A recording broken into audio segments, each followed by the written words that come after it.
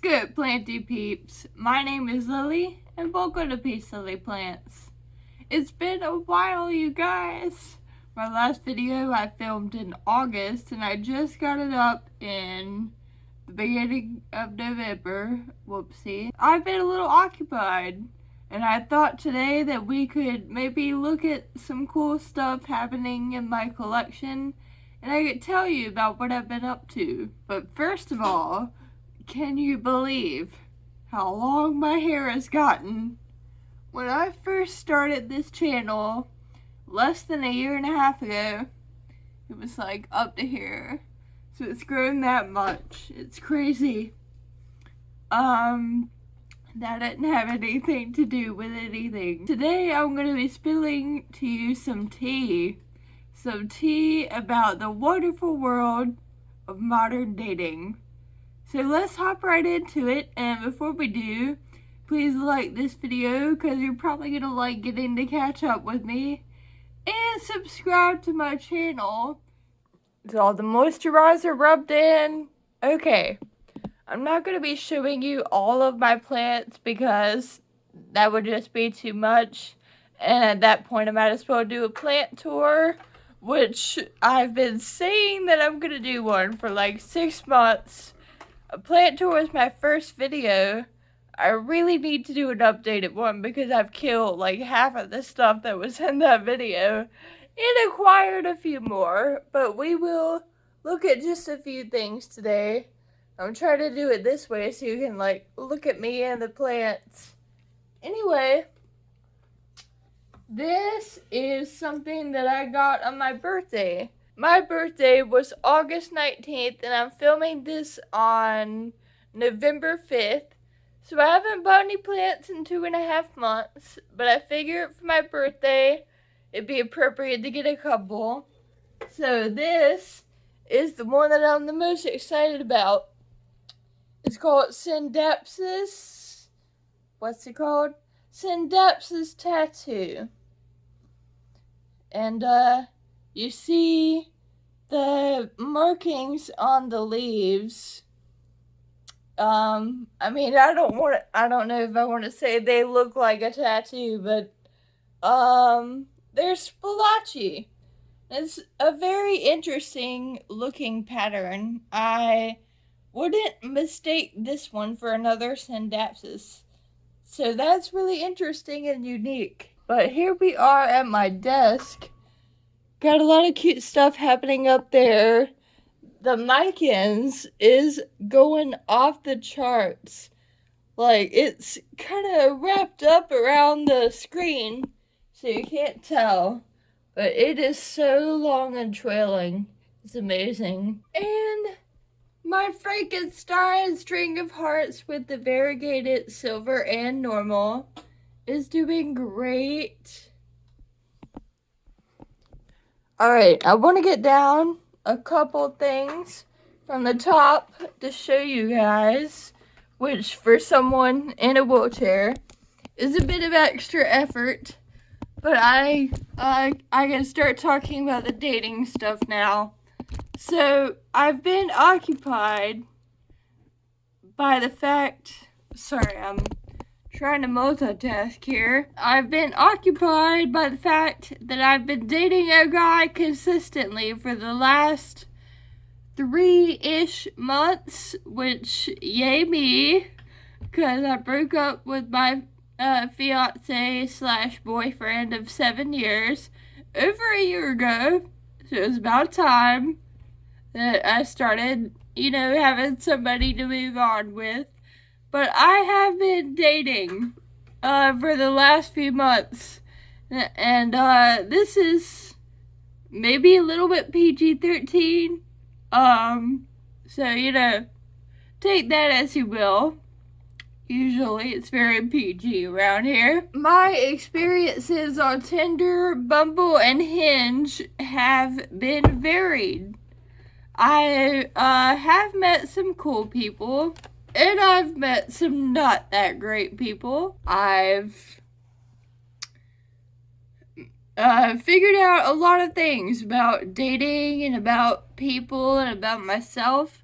So, it's good to have it's good to have that life experience, you know? So this is a Rhaphidophora tetrasperma that Kelly's Hoya sent me a cutting of.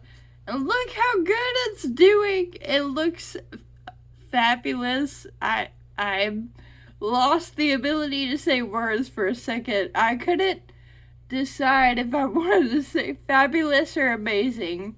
It looks fabulous and amazing. So the first guy that I met on Tinder, we went on a date, and you know, I'm pretty outgoing, which I guess is obvious by the fact that I have a YouTube channel and I can make videos and talk and not be nervous. But let's see, what else do I want to get down? Let me show you the variegated Hindu rope, because it's looking great right now. So the first guy, he was like the opposite of me. I'm talkative, I'm kind of a lot to handle. I mean, I'm kind of shy at first, you know, because of nervousness. But I think that my personality does more or less come through, and he was very reserved and quiet, and it just wasn't a great match. And we tried to be texting and try to see if something would come of it, but after an awkward first date and still texting conversations, that ended pretty quickly. So here's my variegated Hindu rope, and I believe it's growing a new piece at the base, and both the ends here, it's growing very, very slowly but surely. Look, this has like a whole new piece curling around to the back, and this little chunk is new on this strand. So a lot of guys that I've met on there, either they live really far away, which makes me mad that the dating apps even show me those options in the first place, because it's so impractical. Let's see, what else do I want to show you? This is a very simple but adorable plant, in my opinion. What is it called? A Euphorbia millii pink flower thin stem. Got this from Steve's Leaves. It's put off a few new leaves. I'm not sure if you can tell, but they're a lighter green. And I don't know. I just think this is just one of those cute, basic plants that is not really giving me a hard time. Sorry, I'm like burping over here. I'm disgusting right now. Coffee break. So, yeah, a lot of the guys live impractically far away, and that's made even worse by the fact that I'm not driving.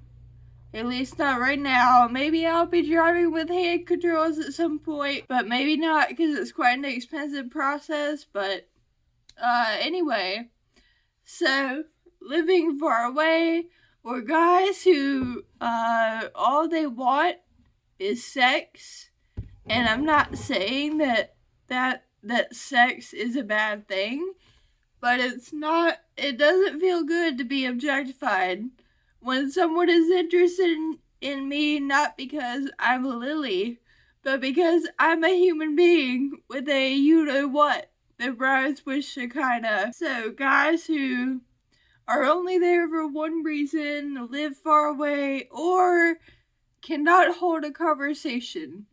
Like, I ask them a question, they answer it. I ask them another question, they answer it. I ask them another question, they answer it, and I'm like, have you never had a conversation with a person? Like, you're supposed to ask questions back. You're supposed to be interested in the other person. You guys, I have something so glorious to show you. This is my pink princess philodendron, and look at this leaf. I'm struggling with my coordination. Look how pink it is. Oh my goodness. And it's crazy because I thought that this was just going to be a specimen that, doesn't have the best genetics. Doesn't have a lot of color. But look, the first few leaves, they aren't remarkable by any means. They have some pink, but whatever. But then you get to these top two, especially that pink one. But even the other one seems a little more of what I would expect to see when people post a pink princess on Instagram and stuff. So, whoopsie. I've heard before people say not to give up on a pink princess that doesn't have a lot of variation because you never know when it might just surprise you. And that has turned out to be very true. This is my white princess. It looks absolutely stunning. It grows like a weed. The variegation is good. I really have no complaints about this plant at all. So this is going to be kind of backlit, obviously. But it's a pretty cloudy day today, so it's not that bad. We'll see if you can see what I'm doing here. So let me grab a couple of really cool things that are going on right now. This is my Epiprimnum pinnatum variegata, and I had it in a different pot, and it had become root bound, and I repotted it, and it has gone off the chain. So it's put off this new leaf, which does have fenestrations in it, and it's got this other leaf coming. And I need to get a taller stick or something. But this is what's happening right now. And then, look! It started putting off this new piece with this leaf with a huge fenestration.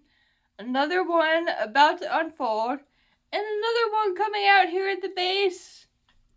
Man, this guy is really happy. So what other disastrous dating stories do I have from the last few months? There was one guy with whom we really hit it off, and we went on a date where he was actually hanging out with my friends on that first date. And that went well, and we were texting all the time. And in retrospect, I'm like, maybe it was a little bit too fast. I was so willing to get swept up in something.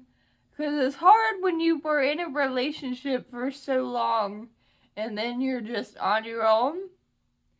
So anyway, here's my Hoya Crimson Princess. And I just love those super sun-stressed hot pink leaves over here. So stunning. So, this whirlwind romance, everything is going a little bit too fast. But I'm loving the attention and all of that. And, anyway, we go on a second date. He comes to my house. We hang out. It's all good.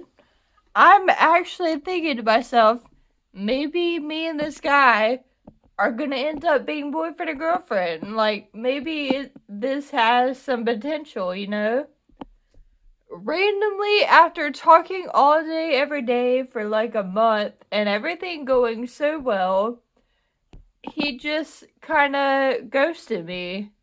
And at first I thought something was wrong, like something happened to him. But then I realized that he had deleted me on social media and even blocked me on a social media site. And then I texted him and he wouldn't answer my text, like as if I didn't already have trust issues and abandonment issues.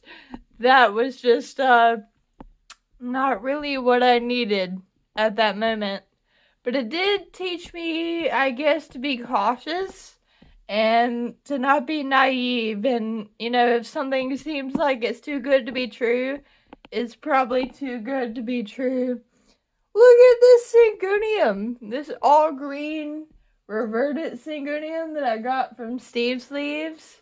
It looks so good. And it's growing like crazy. This is my Syndapsis Silver Splash. And I already had it. But then Kelly Toya said that she was gonna have a bunch of cuttings, and I got some from her and added it to my plant, and now it's just a big beautiful plant. So I'm loving that. And these two came from Kelly Toya as well. My variegated Peperomia scandens that is doing great, and my Mandula pothos that is doing great. In fact, I've already propagated a little piece off of it. Of course, Cousin It is looking glorious as usual, and he's grown quite a bit too, so I'm not looking forward to the day that I might have to repot him, because I most definitely will not be able to do that by myself. So that experience ended badly, and I'm pulling out for you right now some propagations in moss. Unfortunately, and this is very, very unfortunate, I killed my mammy eye. I don't really know how, probably just classic root rot, and it was in a self-watering pot, and I have no idea what I'm doing when it comes to that, so never gonna use one of those again, unless I figure out what I'm doing. But, on the bright side, I did save a few nodes before it completely died. And look, baby mammy eye leaves. This is so exciting. Alright, so after the guy who ghosted me and like made me question life, I mean that sounds dramatic, but it's just very confusing when you find out that people can switch on a dime for no reason with no warning. But I met another guy and we went on a date and it was an epically bad night, like something out of a sitcom. Like, he was really late, and then we ended up driving around, and like all the restaurants were closed, so we had to get a pizza and come back to my house. And like, he wasn't very good at conversation, so it was not happening, you know. And but I think that in his mind, maybe just because his attraction to me was drowning out the fact that we weren't hitting it off that well, I think he thought it was going really well. This is my Syngonium Batik, looking absolutely stunning. I love this plant so much. I feel like this, if it were going to get a superlative from me, it would be like the plant that I thought I didn't need, that I didn't think I was going to love, that I found out I needed and I loved. It, you know, when I saw this in photos, I was like, oh, it looks like a holly. It looks like other Syngoniums, whatever. But then when Steve Sleeves was going to send me a few plants and I picked this one out and I got it, it is just so much more rewarding than I thought it was gonna be, so I'm loving this. The guy who I went on the epically bad date with, he was a whack-a-mole kisser. So, here's a bit of advice, you guys. Don't be a whack-a-mole kisser. And when I say a whack-a-mole kisser, he went to kiss me, and I was thinking, but you know, it'll be over in a minute. I'm just trying to be nice and get this guy out so he doesn't like rape me or kill me or something. But he went to kiss me, and then he started doing this thing with his tongue where it was just going in and out erratically, and it was so disgusting and like just like the slimiest, grossest kiss. Then I ended up talking to my friends who had similar stories of people who did weird things when they made out. Like, one of my friends said that her ex-boyfriend would do this washer dryer motion with his tongue where he would just go in circles. So yeah, don't do weird things with your tongue. And if you're not sure what to do with your tongue, probably just keep it in your mouth. So everything over here is looking pretty good. Except for, sorry, I'm like having to move backwards here. Except for that one plant there on the end that you see is definitely dying, even though you can't get a good angle for some reason. There you go. Yeah, that's not doing so hot. So, probably wouldn't really recommend that one. My monstera down there and my prayer plant are both doing well. So we're almost done here, and let me think. Oh yeah, and here's my Syngrenium albo that's also looking really good right now. I'm not good at doing the whole backwards camera thing, apparently. Beautiful new leaves. Oh my goodness. My Syngoniums are looking really good right now. I talked to a guy for a couple months who actually, unlike everybody else, was not terrible. But it was just one of those things where the first time I saw him... Alright, let's come back for a coffee break, you guys. The coffee cup is enticing me. It was just one of those things where the first moment that I saw him, I just kind of knew right off the bat, we're not gonna be boyfriend and girlfriend. Like, maybe we're gonna date, but I can just... Sometimes you just know right off the bat, like, if the chemistry is there or not, if the attraction is there or not. At least that would be one story of my dating life where I knew that it wasn't going to result in anything significant, but I was just having fun with it. We did go to the movies, we went dancing, we went and walked around downtown, and he gave me a walking tour. It was fun. But I knew it wasn't gonna last, and I didn't have the heart to let him down, which I guess in a way that makes me maybe less of a good person, because it's better to be upfront with people. You will find out in modern dating that people are cowardly. They would rather ghost you than to have to reject you to your face. At least I didn't like delete him on social media or do anything cruel or to put across a message like I want nothing to do with you anymore. But I just kind of stopped talking to him, stopped dating him.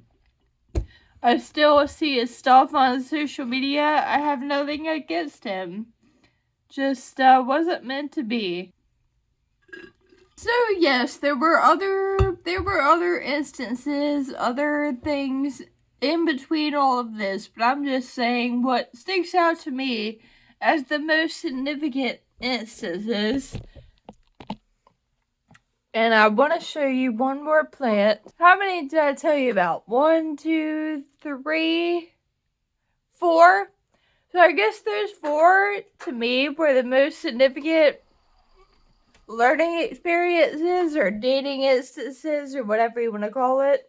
And then I met my current boyfriend, and it's been really fun and really good for me to be with someone again, because I don't know, some people, it's like they do really well when they're single. They some people aren't the relationship types, but me, I am the relationship type. I'm a hopeless romantic. I want attention and affection, probably to a detrimental level, but I am more extroverted, so I feel like that does make sense. But anyway, here's the last thing I wanted to show you.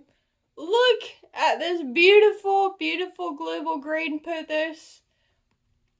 This is the one that was basically dead as a doornail when my mom and I got it from Target. And look at it now. So now y'all know what I've been up to. I've been dating. I've been finding a boyfriend finally. And also I've been doing some other stuff. I've been trying to write more because I love to write. And I'm actually gonna put the name of my new blog that I just started in my video description in case if anyone is interested to hear my poetry.